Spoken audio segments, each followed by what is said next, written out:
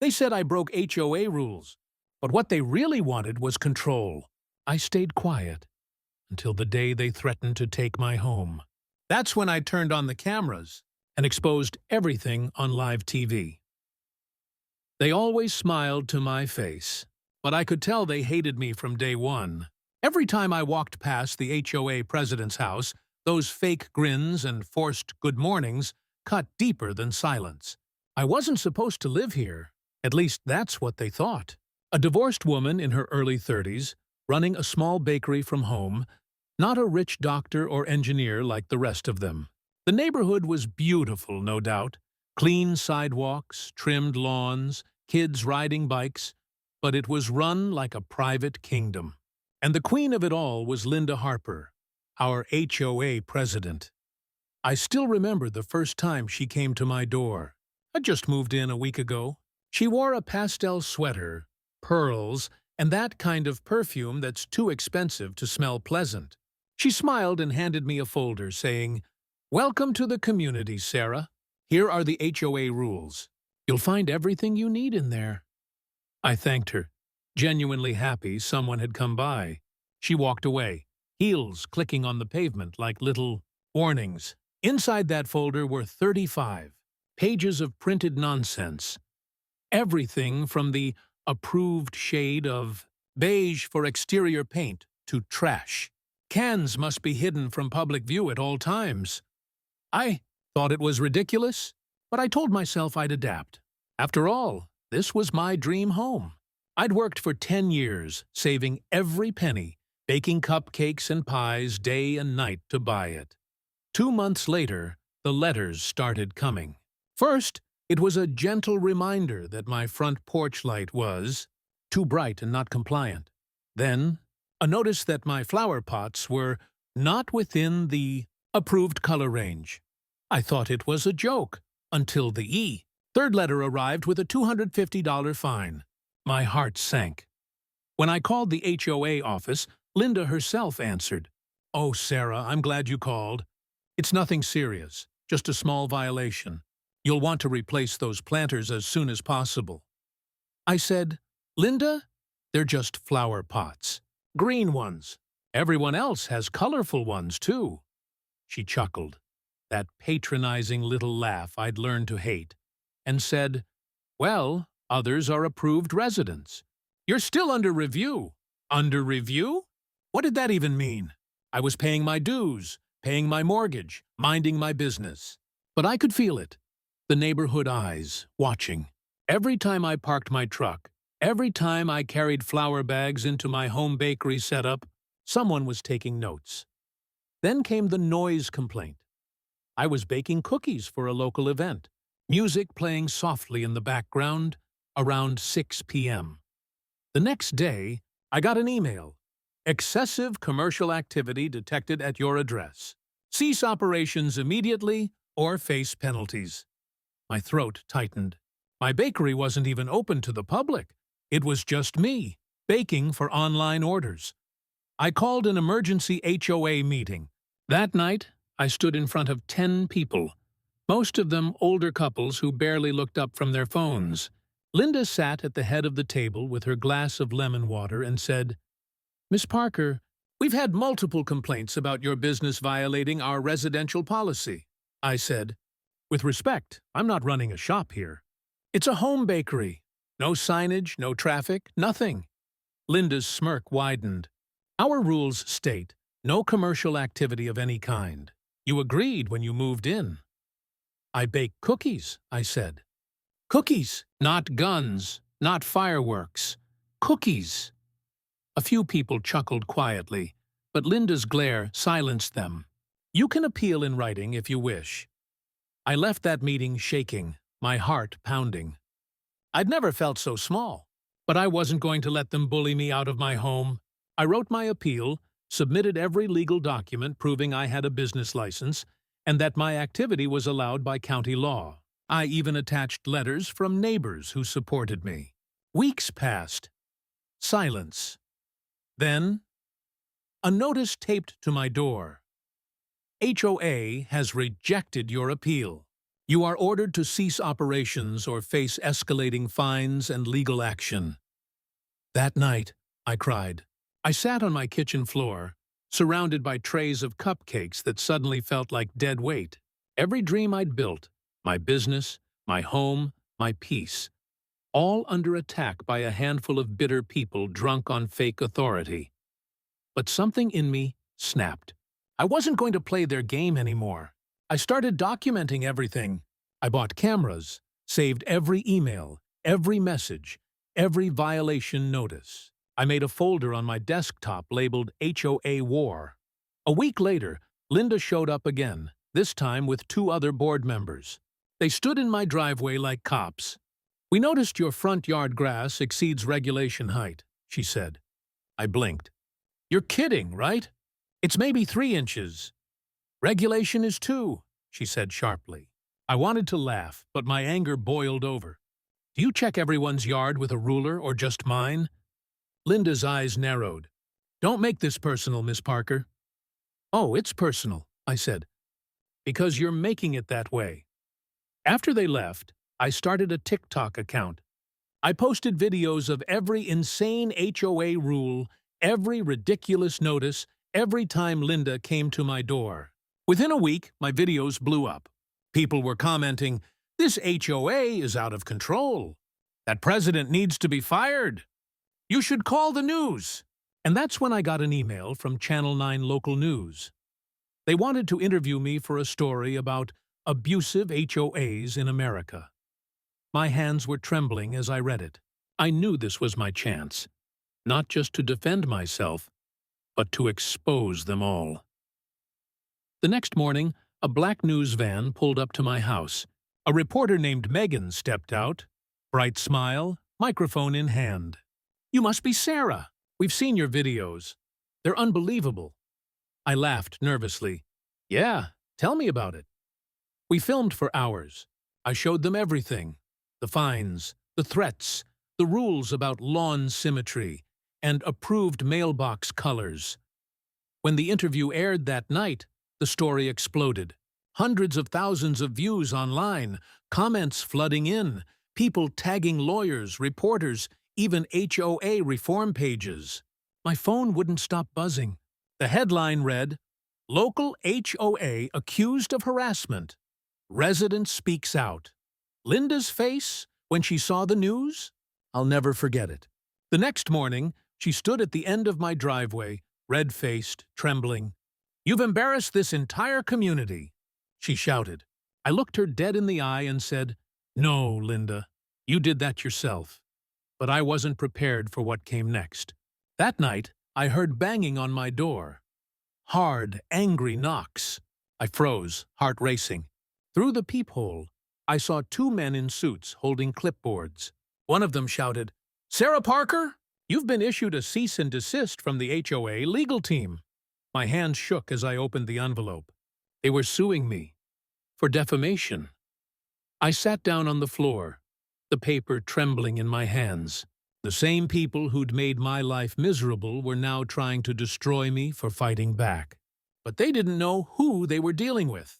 I wasn't scared anymore. I had the truth, and the whole world was watching now. I looked straight into my camera that night and said, "They can sue me, fine me, threaten me, but I'm not backing down. You messed with the wrong woman." And as that video went viral overnight, one thing became clear.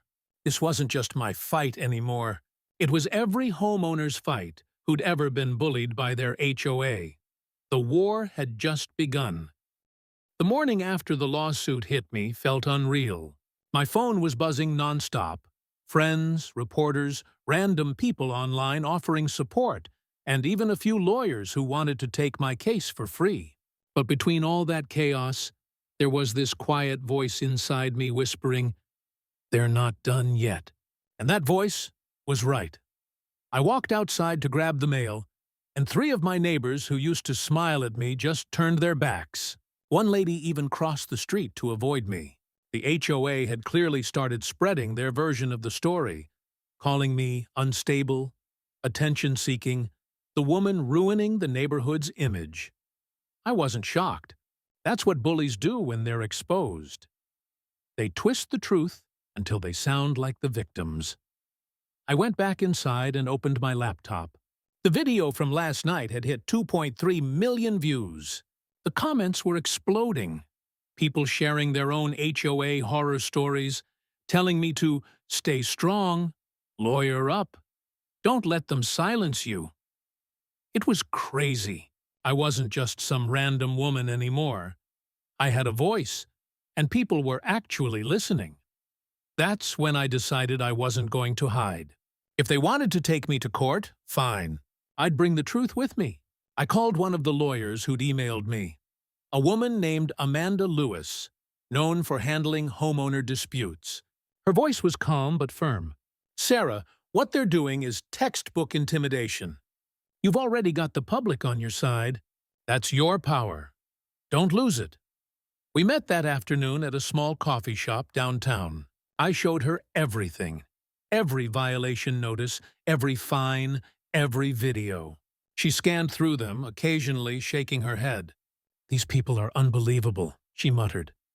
They've broken multiple procedural rules themselves. We can file a countersuit, harassment, emotional distress, even defamation if we want. I stared at her. You mean I can sue them back? She smiled. Not just can, you should. It was the first time in months that I felt real hope. But at the same time, I knew the HOA wouldn't go down quietly. Linda was too proud, too obsessed with control. And sure enough, 2 days later, they sent someone to inspect my home for further violations. A random man with a clipboard and sunglasses just walked into my front yard, started taking pictures. I came out and said, "Excuse me, who are you?" He said, "HOA inspection. Routine procedure." I said, "Get off my property, or I'll call the cops." He left, muttering something under his breath. I caught it on camera. I sent that clip straight to Amanda, who said, "Perfect. Keep collecting evidence.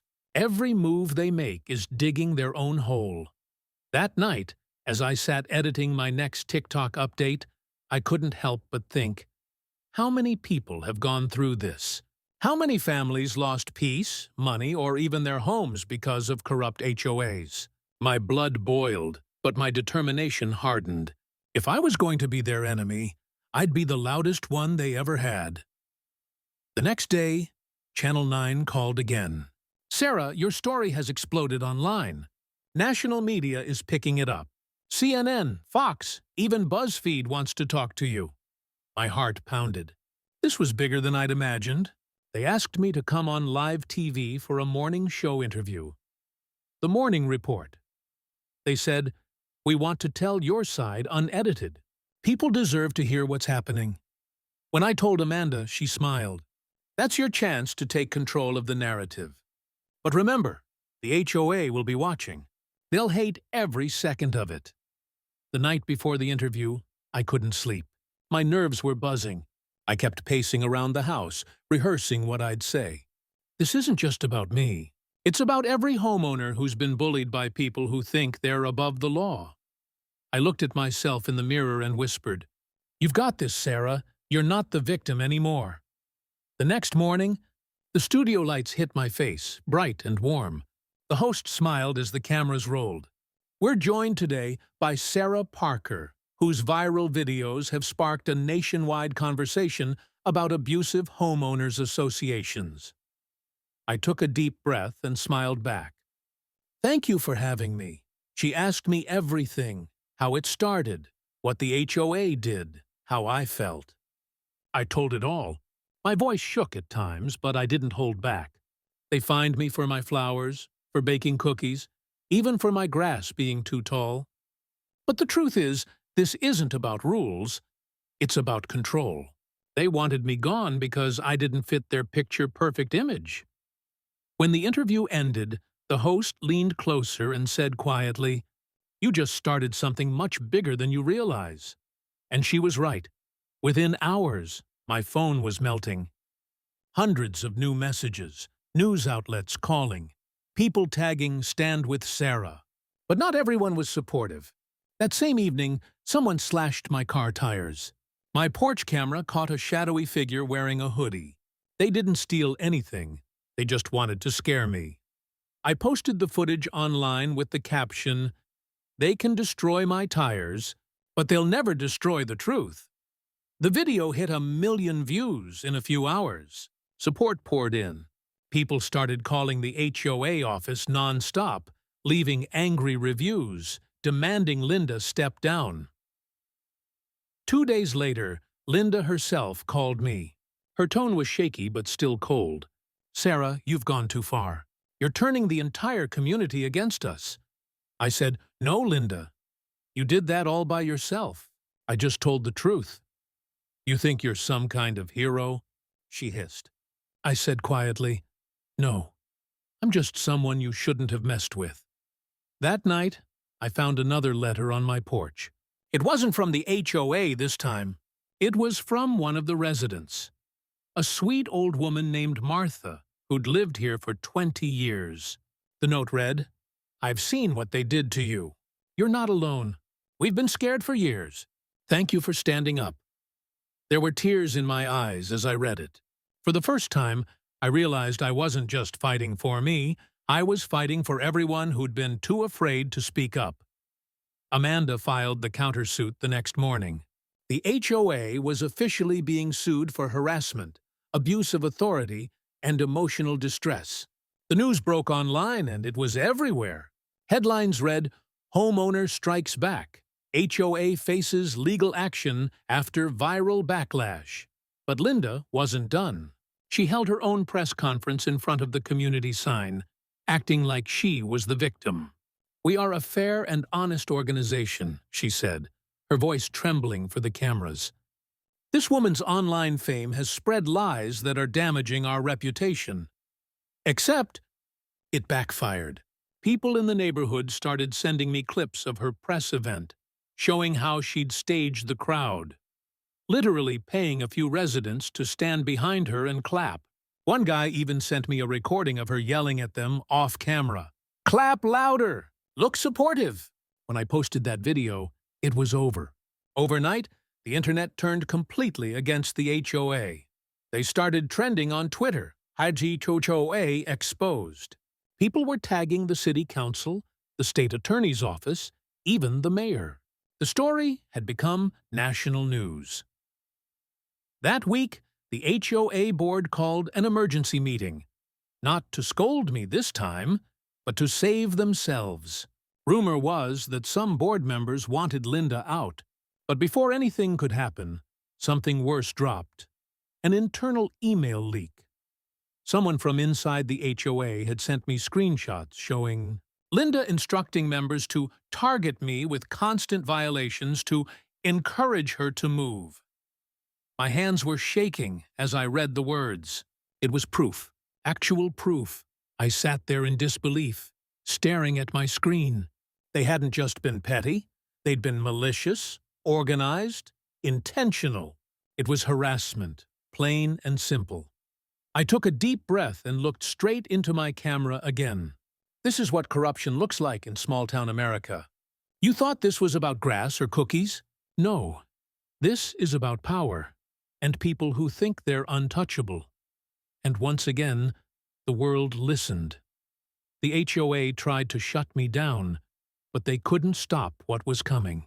My interview had gone viral.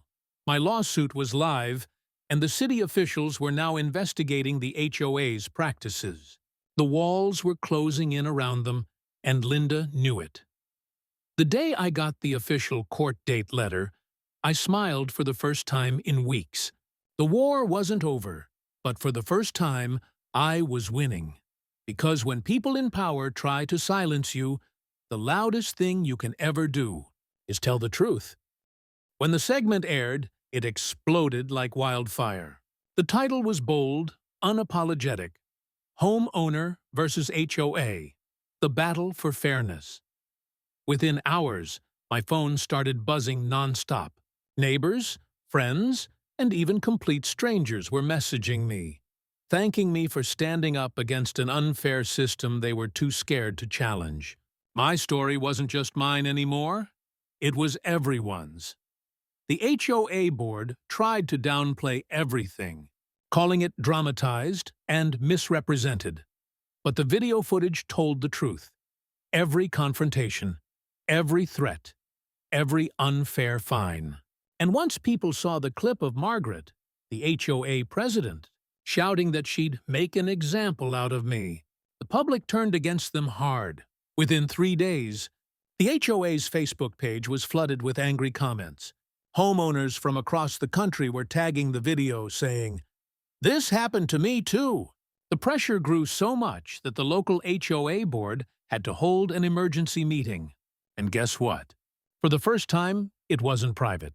Cameras were invited.